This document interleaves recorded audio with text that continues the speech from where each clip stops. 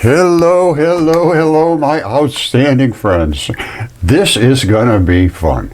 Now, as you know, I have certain theories and information about our ancient past and what was here on Earth, and the remnants are still here. Now, I am going to be going over some things that Myron Cook, he's a geologist, and he's making some claims about things, and I have a different take on it. And I would love to engage with him. Unfortunately, most of the geologists won't engage with me because they consider me crazy. Well, I don't see it that way. I see it that I present evidence. Now, Myron is seeing this and saying, oh, this was just a washout, and there's this big sandstone hill up here, and they don't understand what that's all about. Well, let me just show you something. This is from some giant creature that ended up, you see this?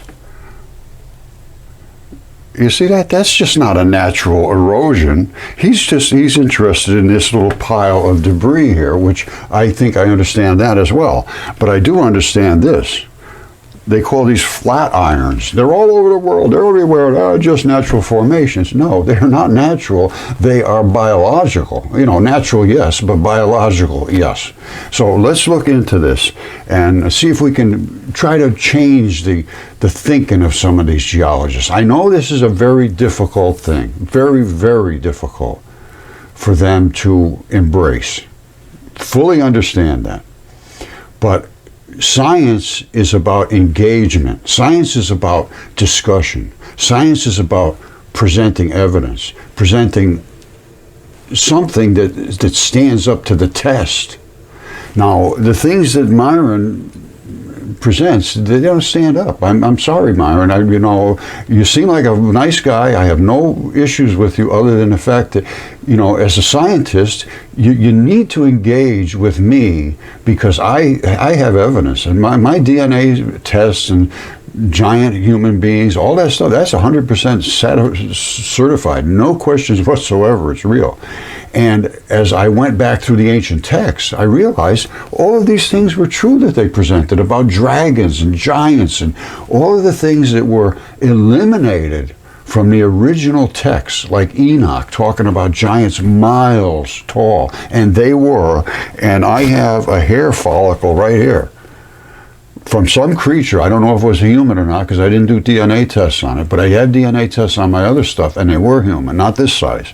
This one here is at least 200 times bigger than a human being, but it is a hair follicle. That's the erector pili muscle, that's the sebaceous gland, there's the root ball, there's the shaft. I'll show it to you one more time. I've been showing this over and over because it's easy to show. I can hold it in one hand. I don't have to go out into the middle of nowhere and see this, but I would like to. I just haven't, I'm a little advanced to be going trekking around. So I am going showing all of these other people's information and what their take is and what my take is. And again, I'm trying to be respectful. At first I was upset. I was upset because I was showing information. I was showing DNA and CAT scans, and nobody's ever in the geology region will respond to me because I just have too much evidence.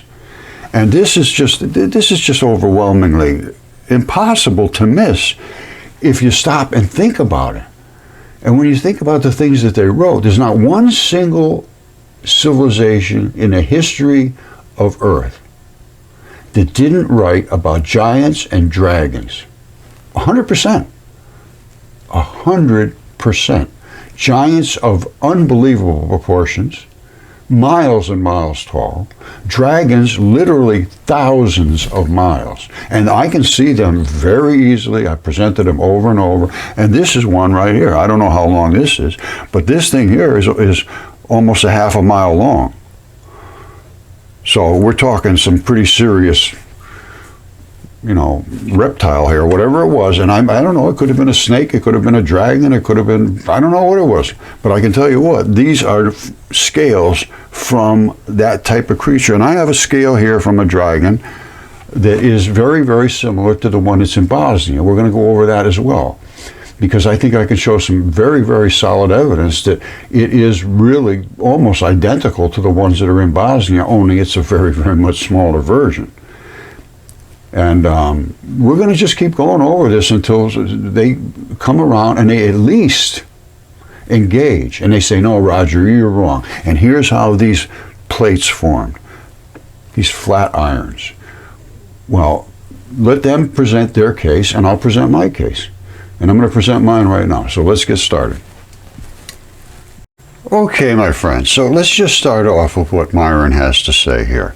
Again, I see this as some form of a reptile that died here, and this, I believe, is one of his organs, one of the main organs.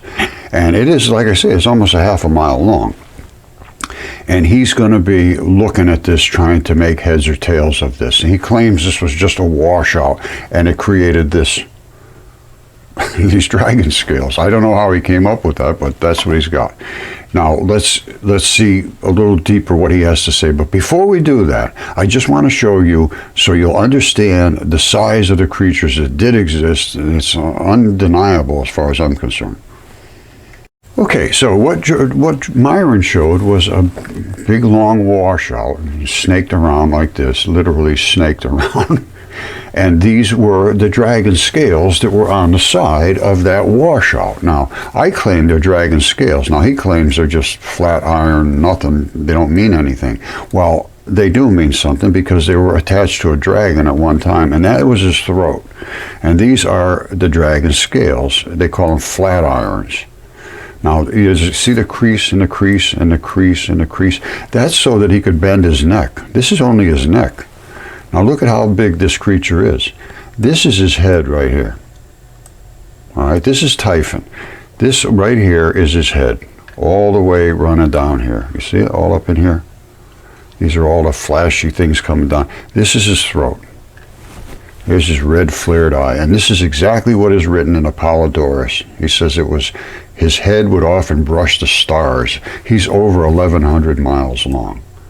And here's it goes all the way down his throat, all the way down, all the way down, all the way. This is his body, huge, huge, huge body.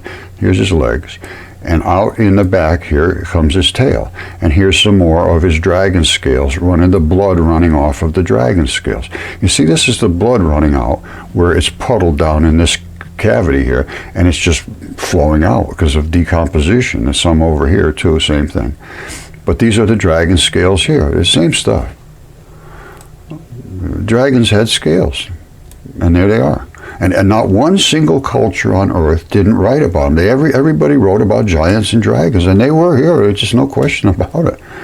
They were here, and they were enormous. Exactly what they wrote. There's no difference to what they wrote and what appears here on Earth. And the same thing with Quetzalcoatl.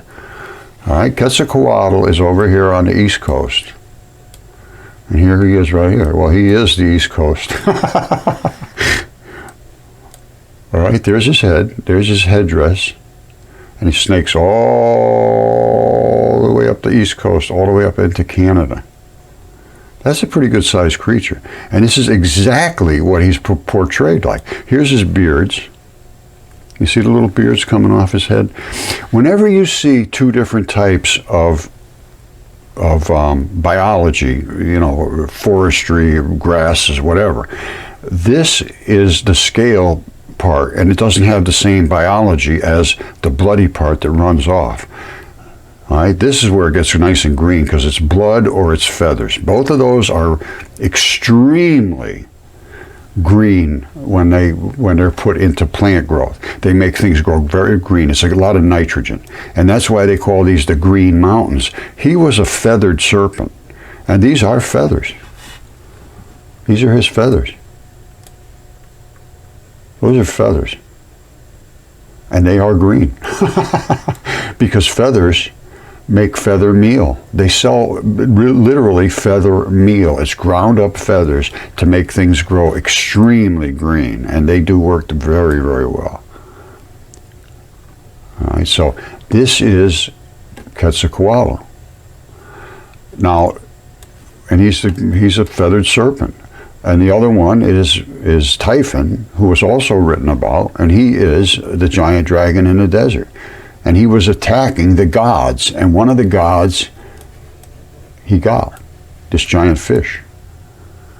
Now, I know, again, very, very difficult for the average mind to comprehend what they're looking at here. That's a fish. All right, now somebody told me that he was eating a squid or something, that this is some kind of squid in his mouth. That could be. I don't know what this is. I looked at it and I really can't make heads or tails of it. It's just some blackish, reddish looking blob that it's apparently got some kind of bloodiness to it. But that's not the point. The point here is we have dragons. And whatever this thing was eating, I don't know. But I go with this is his eye, and that's his body. And it's a fish. He has all his fins and his scales and all that stuff. And then up here is all the dragon scales. And they run all the way down his body. All the way from his head all the way down. You see that? It's the exact same thing Myron was showing in the desert, where he was, and he's calling it just some kind of runoff. It's not. And this is what is destroying geology, is that the geologists refuse to examine what's right in front of their faces. So, you know, and I understand there's a hard nut to crack when you try to take somebody that's been brainwashed, literally brainwashed into believing all of that stuff. That he spews a lot of it out, and it just makes no sense whatsoever.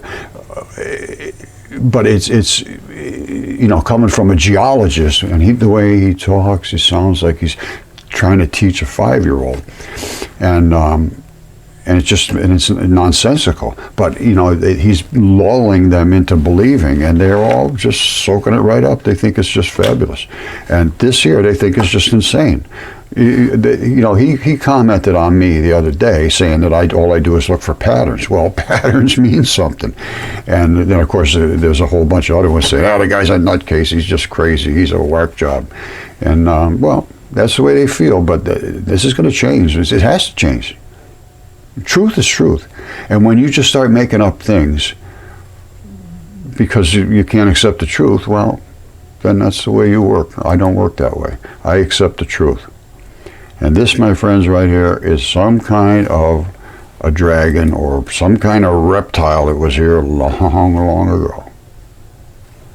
And this is some kind of part of his guts. Now let's see if we can determine what maybe it is. I don't know for sure, but I did look at most of this video, and I can see all the layering of all the tissues and so forth, and he tries to make sense of that. And again, it makes no sense. All right, so here he goes, hiking up the top of this thing. This is very big. This, I would like to see what this is, because that right there looks like blood to me. It looks like an artery or something that's coming out, discharging from this mass, whatever it is. So that's my observation right off, but I'm not there, so I can't go down and really dig into it and look. But he's going up to the top to make observations. And let's see what he observes. Okay, I am showing Myron's video here, and this is called fair use, which means that as an intellectual endeavor, you need to be able to address somebody's claims without them saying, no, you can't talk about my stuff. Okay, the fair use means for educational purposes, copyright doesn't apply, because all I am doing is addressing his claims against my claims. So I'm not trying to steal anything from Myron, and he seems like a nice guy. I have nothing against him. It's just that in order to really do science, you have to engage. And so far that's not happened. And not just him, it's all of them, because it's a very hard thing to accept or even to consider the things that I'm proposing. But the things that I am proposing are undeniable once you do actually engage. And at that point, I don't think I can be contested any longer.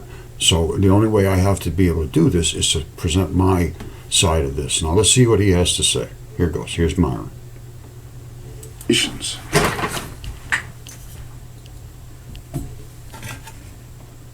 Hello, I'm Myron Cook. I'm sure glad to be out here with you, exploring the geology of our wonderful planet. What a beautiful place we live in. And this is a wonderful place. I'm north of Grable, Wyoming, along the western flank of Sheep Mountain Anticline. And it's here where, rising seemingly out of nowhere, is this great monument of sandstone.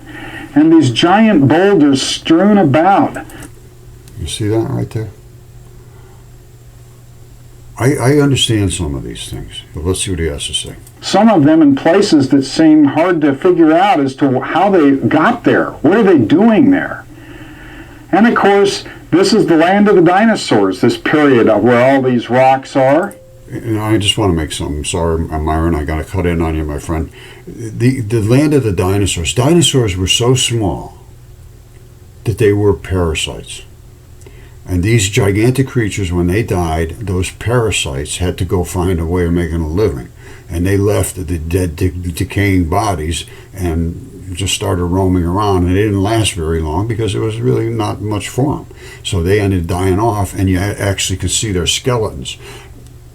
Mud fossils have no skeletons. Mud fossils are solid rock.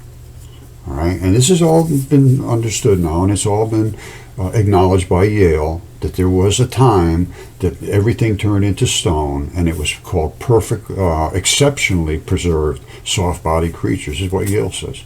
And they are. This is a goose. There's his feathers even. There's a pattern of his feathers on his head. I think it's a goose, some kind of waterfowl, I'm sure. And there's this little beak thing here. He had probably, I think, he had two of them. And there's his eye, and they died flat on a pancake. Now, I have stuff DNA tested, which are giant humans. One of them would be equivalent. It's got a 3-foot-long finger tip. Just the tip of the finger is 3 feet long. It's been DNA tested, and it's got the fingerprints, fingernail, and everything on it. So we did have giants, and we did have dragons. This is of no possible way to deny this anymore. And again, every culture on earth wrote about it, so it's not something that's just all of a sudden popped out of nowhere. It's just been suppressed because it's just too much for the human mind to handle. Just like he's having a very difficult time with this. Now listen to what he has to say. And you have to wonder, what impact, if any, did this strange formation have on the dinosaur population? Standing near the top of this amazing sandstone monument, it really makes my geology brain whirl and whiz, thinking about this landscape and the dinosaurs running around, and thinking. You know, when I say the dinosaurs running around, they were like little insects, basically. Compared to these things, they were living on these things, and the thing that was the giant creature wouldn't even know those dinosaurs were there. A T-Rex could have been running all over his body, have no clue he was there. They were so small, they were smaller than fleas. And speaking of that, I showed a flea the other day that was from this time when everything in the flood died, and the flea was much bigger than Myron. You see that? That's a flea or something similar to a flea. It looks basically almost identical to a flea. That's a kid's leg standing up there. Maybe he's 10 years old or something. And that's how big these were, the parasites that were on some of these big creatures. They would have had no clue that these things were on them. And the green is from biology. Green, things grow in biology very, very well in the red blood. And some of the stuff that Myron is going to be showing, I think, has some of that as well. So let's get back to Myron. But this is the kind of stuff. Now, this is up near, this is in the Czech Republic. And we're going to be looking at the stuff from Bosnia as well in a second here. And that's this stuff here. All right, this was the Bosnian pyramids. And here's what they're talking about. They call these flat irons, and that's what they say. Oh, no, this guy crazy, that's Sam Oswagowicz, he's crazy. It's just flat irons. Those are dragon scales. This is the thing. They make up names, and then everything's fine. Well, I have a dragon scale here. Here's the one I have here. Well, this is it right here. All right, now I want to show you something. You see that right there? That's where all the blood is, and that's where everything grows real green. And then you see this little triangle here? And then there's this indent. This is where stuff grows green too, because it's exactly the same as the one up at Sam Oswagowicz there. Watch this. Remember I showed you that little triangle? Well, let me just hold it right up against here. See this? That right there is where that's the best growth. I mean, it's quite obvious. You see this triangle? And then you got some pretty good growth over here up to about there. This is the reverse of this. In other words, this one here is going this way, but we're just going the opposite direction. This was like on the other side of the thing. You see that triangle right there? That triangle is this triangle right here. And right there is where the blood is coming out, and everything's growing very well right here. And then this right here is this. And over here you have more of this in this area. The triangle is right there. And again, I told you that certain densities of materials grow certain ways, and then other ones grow less vibrantly. But this is where you have all your really good growth, is right down in here. And that's where you have all your blood. Now, I've studied this stuff very, very well. And I understand, like this I actually did catalase tests on this, and it bubbled up like crazy. So there's still a lot of enzymes left in here. And then this is the other side where the blood comes from the bottom. You see all the scales on these dragons? See all those little layers? This is what it looks like, and that's the dragon scale. That little tab right there, you see that little round tab? This is how it locked in. And it could slide around and slide back and forth and all that stuff. That dragon scale, very formidable armor. This here, I don't know how you get through that easily. And this is not a big thing. Look at the size of that thing. We got some thinking to do. Okay, Myron's going to show something he calls cross-tabular or something. And it's these layers, and then there's these slide layers like this. That is nothing more than muscle. This is a muscle mountain, and this is the red runoff from that muscle mountain. Now, I have a muscle here in my shop. Virtually the same thing. This is the muscle part. This is the tendon part, and up here is where the bone is. And I have another shot shows with the bone in right here. Here's where the bone is. It's the same as this piece right here, only the bone is not showing up. And then this is the tendon that runs over to here, which is the muscle. And that has that same cross-tabular or whatever he calls it running up. You know, they're muscle fibers, and they weave in and out. That gives you the strength in your muscles so you can do your work. And here's what he's talking about right here, the planar tabular cross stratification. It's this line right here, and then these in between. He shows it here just prior to this. Let me come back here a second. Watch here. All right, so he's looking up at all these things. He's trying to make sense of what he sees. I'm down with that. I have no problem with that. It's just to miss. I spot a large boulder that provides me clues as to the origin of the sandstone. Now, he's saying it gives him clues. I can tell you right now, that is muscle. This is some form of a muscle. Looking closely, you can see dipping layers parallel to the blue line and between flat layers parallel to the red lines that I've drawn. These depositional features are referred to as planar tabular cross-stratification. This indicates to me that the sandstone was deposited by wind or water and flowed in the direction of the arrow. This is where it gets crazy, because he's just making up kind of nonsense, to be perfectly honest with you. And again, I don't mean to be nasty about any of this stuff, but it's just to miss everything and then focus in on, and then there's all these layering of the tissues and all that, which you will be getting into at some point. And all of these, every time you see one of these little green spots, that's growing there because there's a little bit of red blood there. And,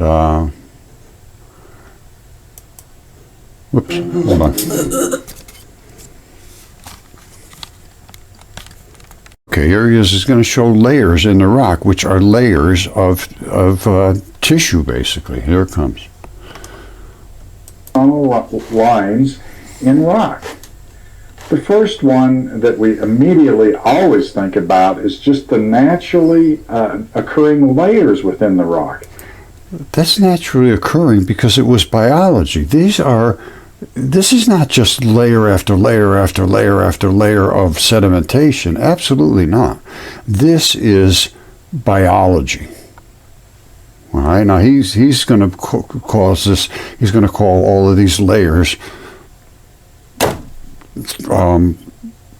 depositional. I'm sure he will. Here goes. They can be very thin, or you can have thick beds. But we have to reject that just like that, because we know the bedding isn't this direction, it's actually that direction, because the layers of rock are all tipped and go up and over the mountain this way. That's because the guy's body, the creature's body went up and over the mountain that way. I don't see any reason to go any further with this, because he just sort of makes these conclusions that don't really make sense. I'm sorry, Myron, it's just a fact. And if you would discuss this with me, we could discuss it. Maybe you can show me that I'm wrong, but I don't think so. At this point, I'm going to have a hard time accepting the things that you're presenting. And as a geologist, as a scientist, it's incumbent on you to engage with other scientists. And I am a scientist. Trust me, I know very, very well what I'm talking about. And I have done a lot of research on this. I understand the chemistry. I understand the biology, the anatomy, the history, and the formations. So it's up to you. The ball is in your court, but you're going to be seen in a very poor light, my friend, if you will not engage.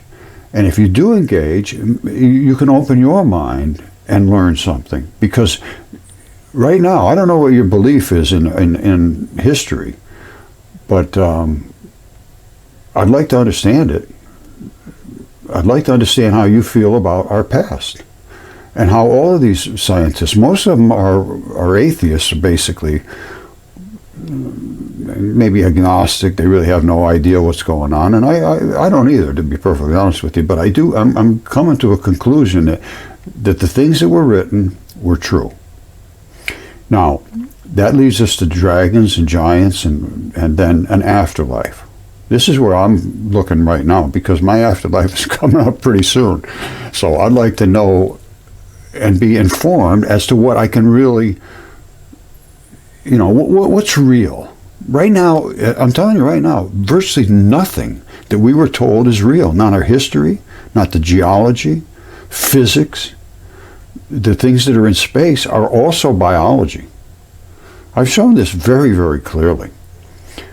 Meteorites, I have meteorites right here that are biological. And I can prove that using catalase tests, and I can show even the spur lock on one of my meteorites here that is a lung. I'm telling you, it's just a fact. And I will present this all day long to whoever will listen, and I have been. And at least you guys are listening and you have some idea of reality. But the people that follow, people like Myron, that are mainstream geologists, they're going to make up all kinds of, confusing descriptions of what they see, and they make no sense. But if you present them in such a very calm way, and we all know this and we all know that, and it's always recognized and everybody understands this. No, we all are been brainwashed to believe these things, and they're just not true. So let's get back to some reality. All right, you see these right here? I got a feeling these were where the dragon's heads came out, and Zeus cut these off with his great and mighty sword. There were supposed to be, I think, 100 dragon heads, and you can see these all over, and they were supposed to be at the ends of his gigantic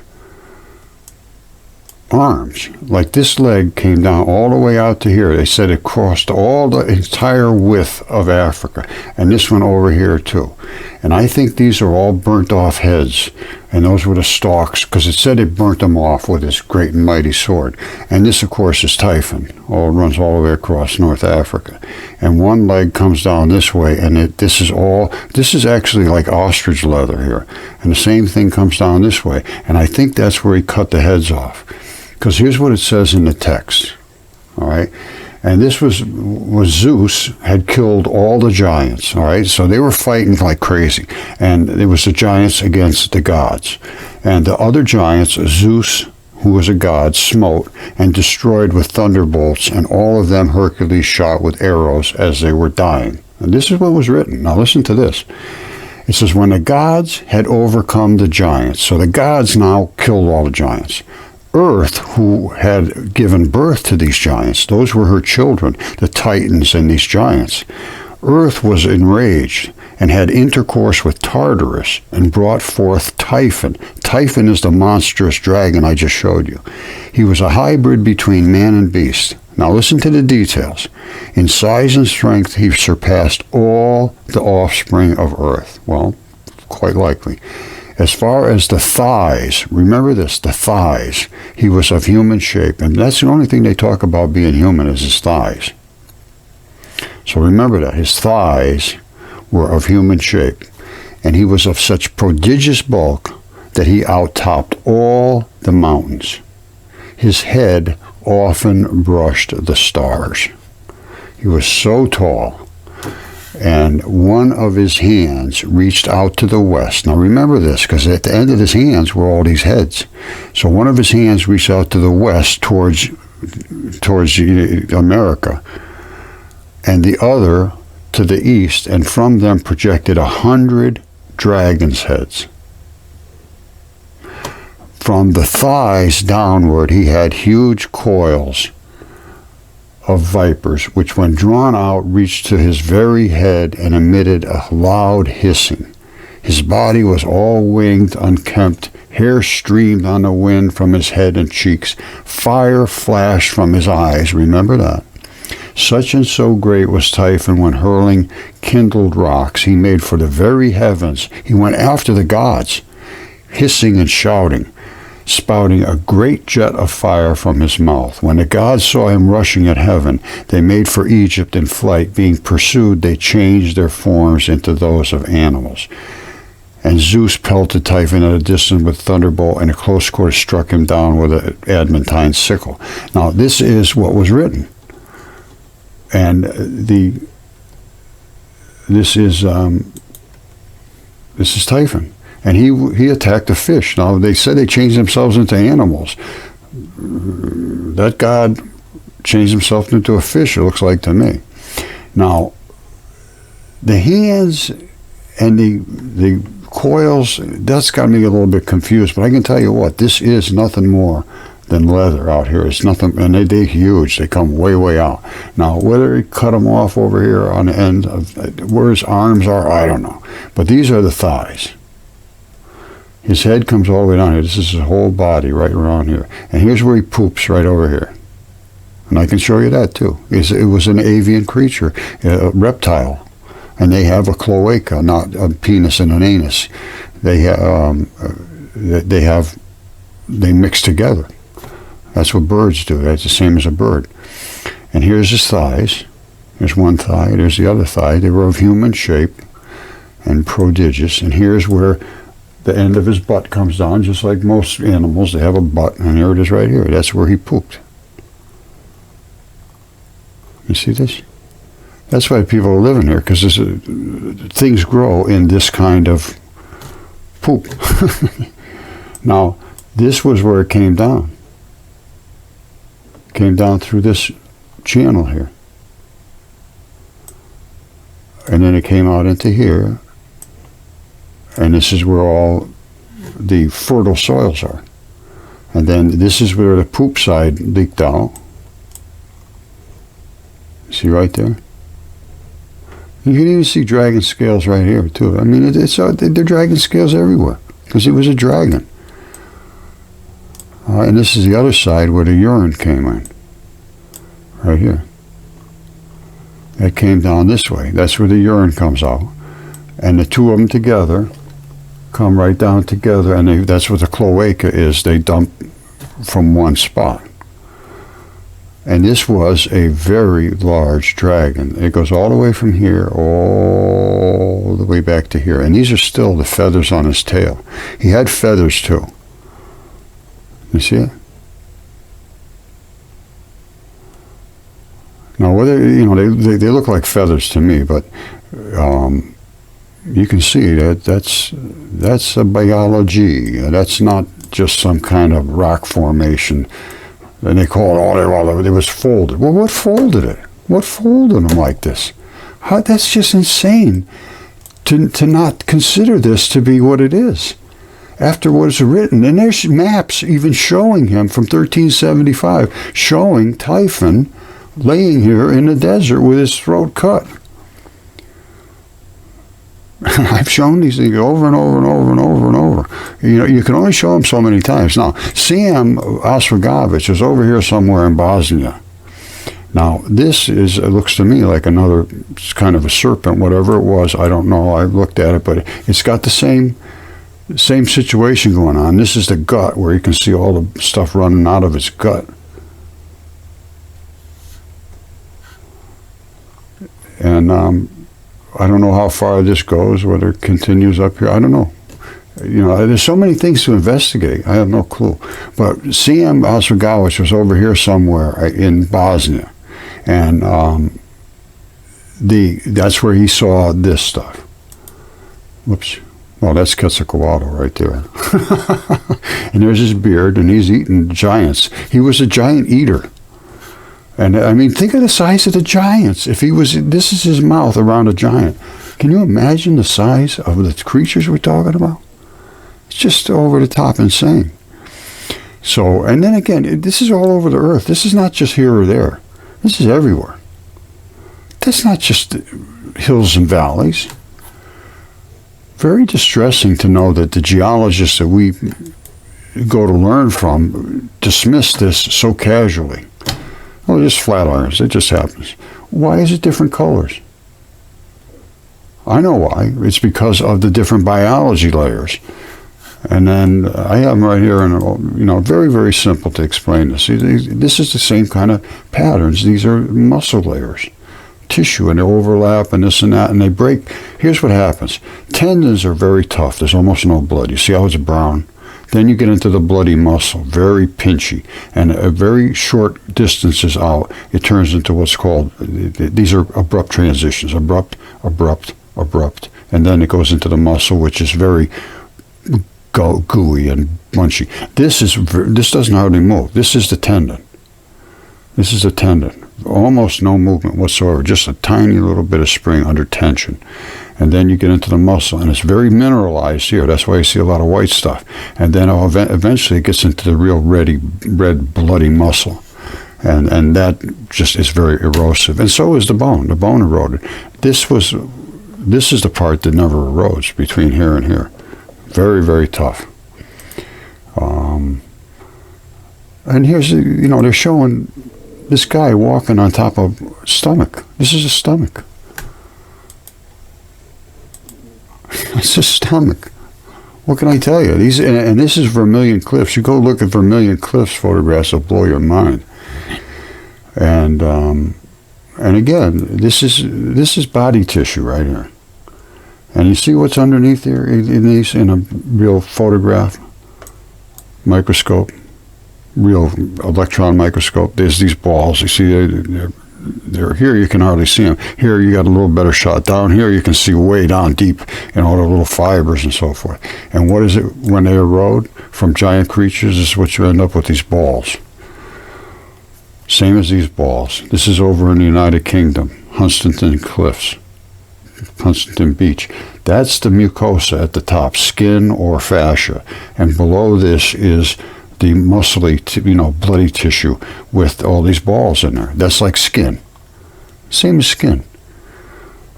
This is a guy's skin. Do you know the size of the creatures we're talking about? And these are all these balls. They have no, Myron talks about these. Oh, these are concretions. They just happen. He comes up with all kinds of scenarios of how this happened. No. This is how it happened right here. Biology. All right, now look at this very carefully. This is the dragon scale I have here in my shop. This is in Bosnia. This thing is absolutely enormous, and he calls it a pyramid. And it looks like a pyramid, so does my dragon scale. Pay close attention to this. This is going this direction, this is going to this direction. But this is where all the blood would be coming out from my dragon scale. This right here, where everything is growing exceptionally well, would be where the blood would be coming out from their dragon scale. They're just like the same thing, but this one's on this side, this one on this side. Now, you go in right here. This right here is a little triangle. You see it? There it is right there. Look carefully. Look very carefully. Okay, take your time. Now look at this indentation here and the different foliage here versus there. All right, versus here.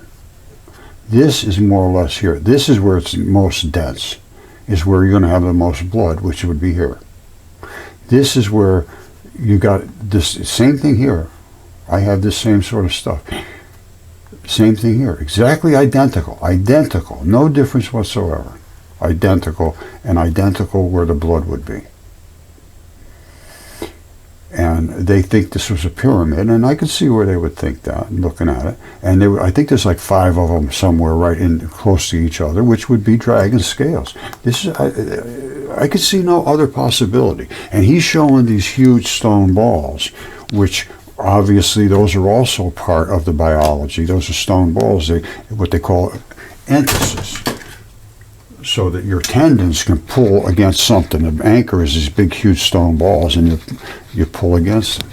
And that's Sam Oswegowicz. He was over there doing that research, and there's tunnels going in there. I just heard from a guy who had worked in those tunnels, and he agrees with everything he said. He said when we went inside them, they were digging, and all they had to do was just pull the mud out.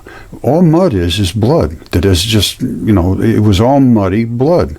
And he said, and there was a little rocky stuff in with it, which is your vitamins and minerals. Basically, it's the stuff that floats around in your body.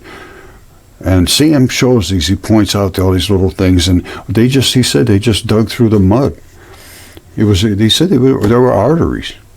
It wasn't like they were digging. All they were just doing is removing mud, and that is blood. And this thing's saturated with blood. I'm sure if they went and they took some of that blood, they could analyze it. Now, it's a scary thing to do because some nutcase is going to try to make giant dragons. But this is what scares me. I have other information that could blow this world into bits and pieces, basically. Ruin everything in society that I'm holding back on. And I'm thinking about opening it up, but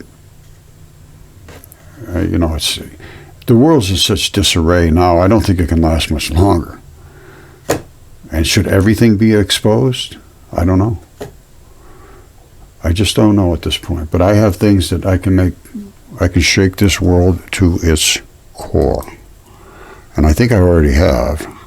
But there's a little more core to go down to.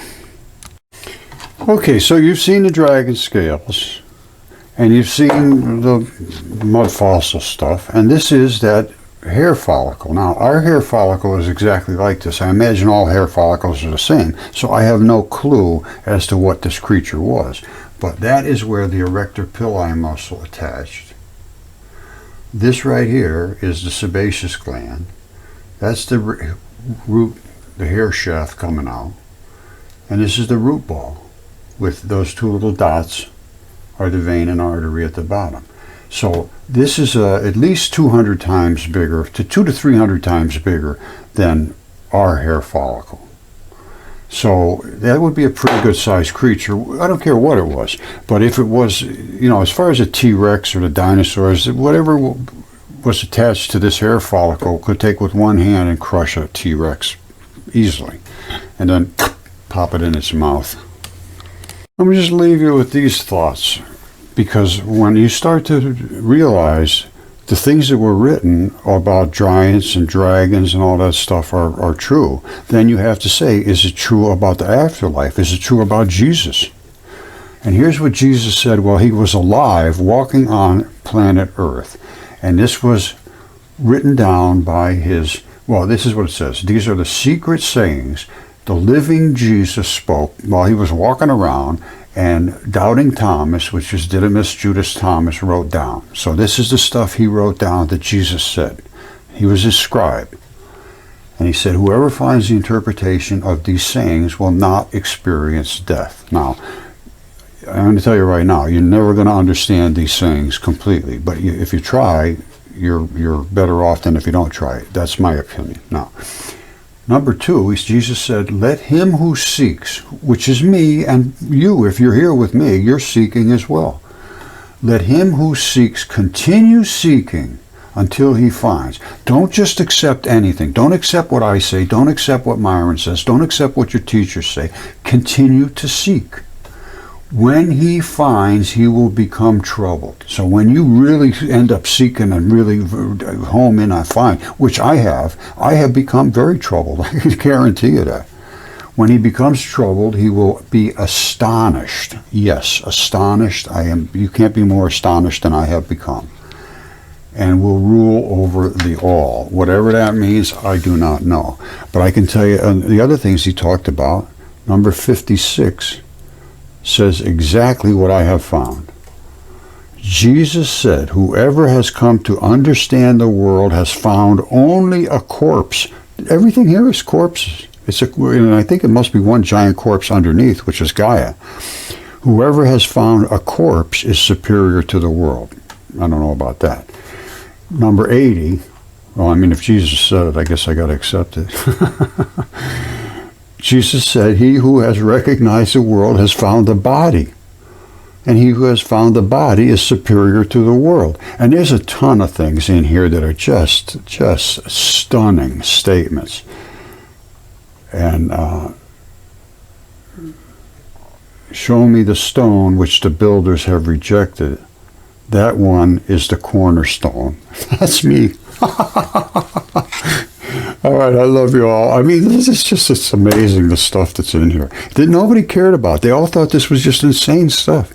That's why they forced all of these things to be taken out of the ancient texts, Enoch and all of these things. They just laughed at them. Appolodorus, Hesiod, because they all talked about the ancient mythical description of the earth. And at one time they talked about the earth being flat. I don't know who talked about it, and if they knew whether it was flat or round, but they also said it was a sphere. And he fashioned it into a sphere. And that's what they said. So it could have been flat at one time, because I get this all this time. How could you have all these monsters, these giants, and the earth be the size it is that they tell us? Well, they don't tell us anything. If you look from the space station, the people that reject the space station, it's all cartoons. No, absolutely not. It's there. You can see the earth. It is the size it is now. It is round. It is spinning. All of those things. I understand these things extremely well. I've researched them. I'm not just guessing. So at one time, yes, could have been flat. I have no idea. They said it was chaos. At one time, it was chaos. And let there be light. And then there was all these kind of crazy things happened after that. Whether it happened on a round earth or a flat earth, je ne sais pas. Now she's around. All right, so let's try to be realistic and not let them laugh at us for making up these things that, the earth is flat now and everybody's lying, there's no space station, all that stuff. That has literally destroyed my research, because those people have come to cling to my research, and then they point to me and they say, oh, the guy who thinks the earth is flat. No, I don't think the earth is flat. It's round. I follow the space station. I understand that we're up on Mars, and I know what the things up on Mars are, and they are biology as well. Identical to what's here on Earth. No difference whatsoever. It was identical. It was a corpse. Well, it is a corpse now, because it got hit by Venus. It created this huge trench all the way across Mars. Again, written about in the ancient texts. Not a single thing I'm saying wasn't recorded in the ancient text, and everything I am saying, I have stuff to back me up. So it's time to get away from people that are trying to, confuse you with these literally crazy interpretations of what happened and created these features. These features are dragon features, and dragons were written about in 100% of the cultures. 100%. Not a single culture didn't have dragons. And this one here is Quetzalcoatl. And his buddy was on the other side of the ocean, who was Typhon. And they were all over. They were everywhere. And this was, I'm sure, a dragon too. And I showed you my dragon skill. As far as I'm concerned, it's identical to this. Identical. That's where all that blood ran out, right down there. And green things love blood. That's that little triangle right there. Things are just smaller. Well, they got smaller and then smaller. And after the Great Flood, pretty much all the big stuff died. That's as far as I can take it. That's what it appears to me. So, again, I know this gets repetitive, but I am not going to stop until mainstream says, let's look at this. So, if you don't like repetitive, you're going to have to go somewhere else. I love you all. Goodbye.